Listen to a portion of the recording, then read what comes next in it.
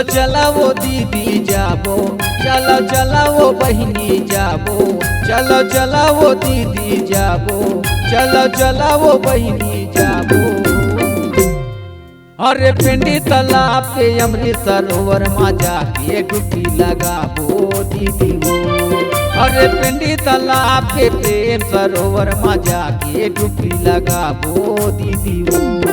चलो चलो गो भाई जाबो, चलो चलो गो भैया जाबो, चलो चलो गो भाई जाबो, चलो चलो गो भैया जाबो। अरे पिंडी तालाब के प्रेम सरोवर मधुर मिले डुबकी लगाबो भैया। अरे पिंडी तालाब के प्रेम सरोवर मधुर मिले डुबकी लगाबो भैया।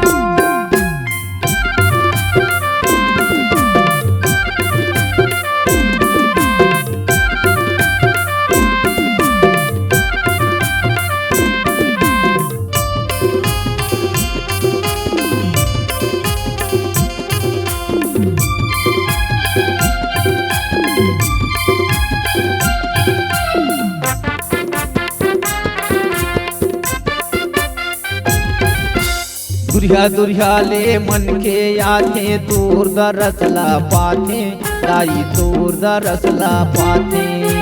वहाँ के माटी लतन में लगाते, रो रो के गोहराते, आई रो रो के वो नहाते।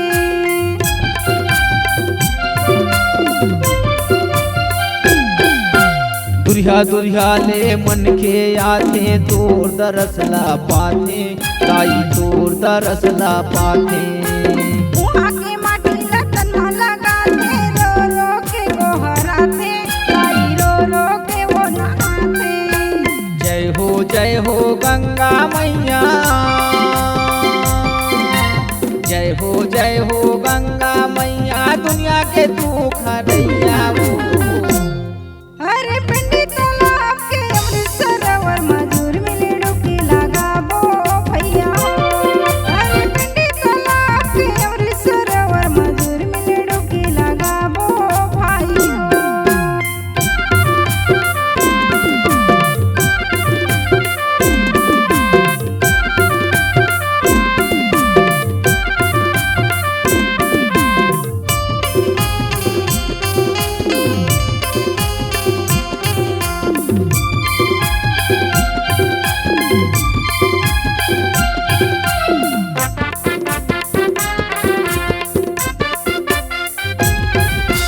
बड़े बड़े वहाँ रोग राई सबो कटते बीमारी, हाँ सबो कटते बीमारी।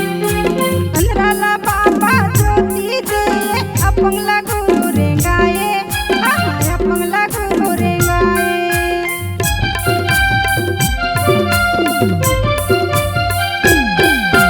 बड़े बड़े वहाँ रोग राई सबो कटते बीमारी, हाँ सबो कटते बीमारी।